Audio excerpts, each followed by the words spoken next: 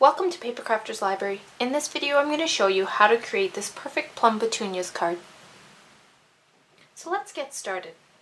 You're going to need a piece of perfect plum cardstock from Stampin' Up! That measures 6 3/4 inches by 8 inches.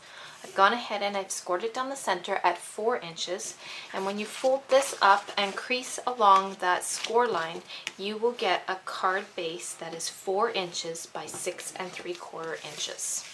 Now this can be held in a standard business size envelope. If you alter it, seal the envelope, cut it off on the bottom, and alter the envelope. If you're part of the Paper Crafters Library, you can view that in the library.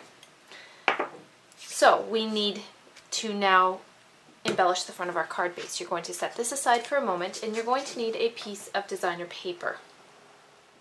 And this piece of designer paper is found in the Designer Series Paper Pattern Collection in the Settles collection from Stampin' Up! And this is the Perfect Plum pattern.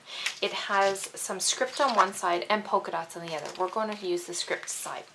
This piece measures 3 1/4 by 6 inches. You're going to take your Stamp-A-Majig to stamp your greeting onto this. I'm going to use the greeting that I found Thinking of You in the Think Big favorites. And the whole idea behind this card is I found that sometimes I found the perfect greeting, but it's a long greeting, which won't actually fit on my card. So I'm actually going to ink up parts of this greeting at separate times and do the Thinking of You like that. So I'm going to show you how to do that. You need to make sure that you have a Stampin' Mist and Scrub or some sort of cleaning tool on hand in order to clean your ink in between stamping. So I've gone ahead and I've inked up my greeting, the full greeting, on my window sheet on my Stamp-A-Majig, and I have my handle here. We're going to be stamping using Ranger's Jet Black Archival ink. So I've got that ready. So all you're going to do to start is you're going to need some sort of adhesive or a post-it note or something in order to mask part of your stamp. I'm going to be using some matte finish removable tape. So I'm going to put a piece of removable tape on the Of You part of my stamp, because I'm only going to be stamping up the thinking part right now. So I'm just going to take, and I want to stamp the Thinking of You centered left and right, and I want it about 3/4 inch down from the top portion of my card. So once you have that perfectly placed, you can bring in your T. We're going to ink up the thinking portion of our greeting. So if you notice, I am just using the side of my ink pad to try and just get the thinking part. I have my tape in place to make sure that I don't get the rest of my greeting. I'm going to remove the tape because if there's any ink on there, it will stamp. So once you have your placement, I like to just give this a little huff.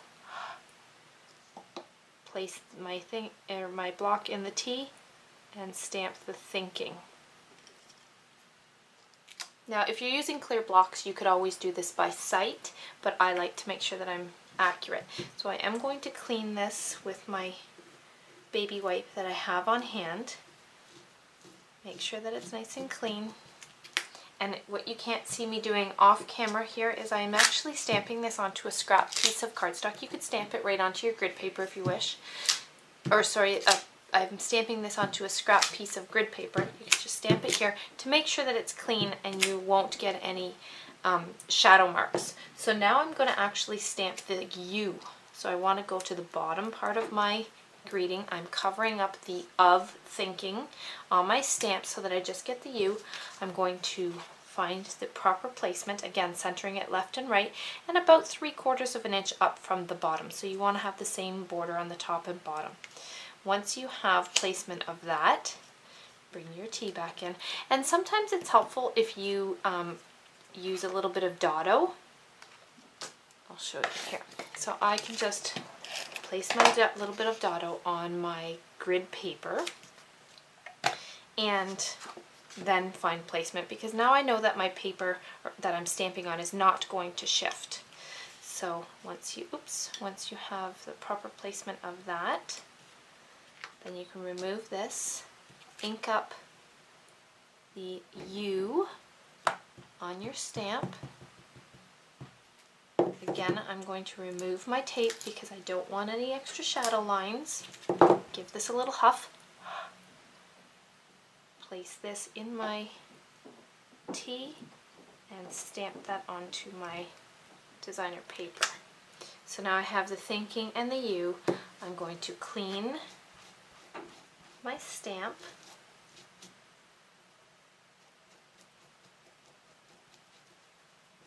And then stamp off to make sure that I'm not going to get any wet. So you can see here that, or you maybe not be able to see on camera there, I get a little bit of wet mark from the U. I don't want that, so I don't want it to stamp onto my paper as I'm working. So I'm just continuously stamping this off so that I don't get any extra stamping on my work area. So now I'm going to do the U, or so the of. So I'm going to find placement of this, and this is just going to be centered top and bottom, left and right. Once you're happy with the placement, again, bring in your T. Now we're going to ink up just the of. So I'm going to place a small piece of my matte finish removable tape on the end of the thinking and covering up the U in order to ink that up.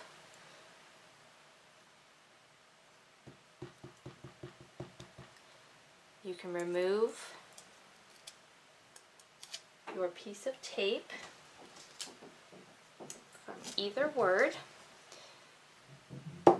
Make sure that you have placement properly. Give this a little huff and stamp the of. So now you can see I have the thinking of you perfectly spaced and aligned instead of a long, thin thinking of you. So now you can set aside your ink, your stamp, and your Stamp-A-Jig, and we're ready to start embellishing the front of our card. You're going to need a piece of ebony cardstock that measures 3 3/8 by 6 1/8. You're going to center and stick your designer paper that you stamped on to your ebony cardstock with some double-sided adhesive. You want to make sure that you leave equal borders on all 4 sides. Then you're going to need a piece of Lucky Limeade cardstock that measures 3 5/8 by 6 3/8. You're going to center and stick this onto your matted designer paper onto your Lucky Limeade, again leaving equal borders on all 4 sides. Now you're going to bring your card base back in. You're going to take your matted designer paper here and you're going to center and stick your matted designer paper to your card base with some Stampin' Dimensionals, leaving equal borders on all 4 sides.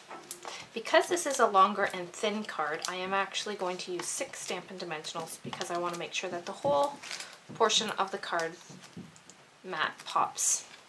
So remove those backings and center and stick that. Again, this will be a side fold card.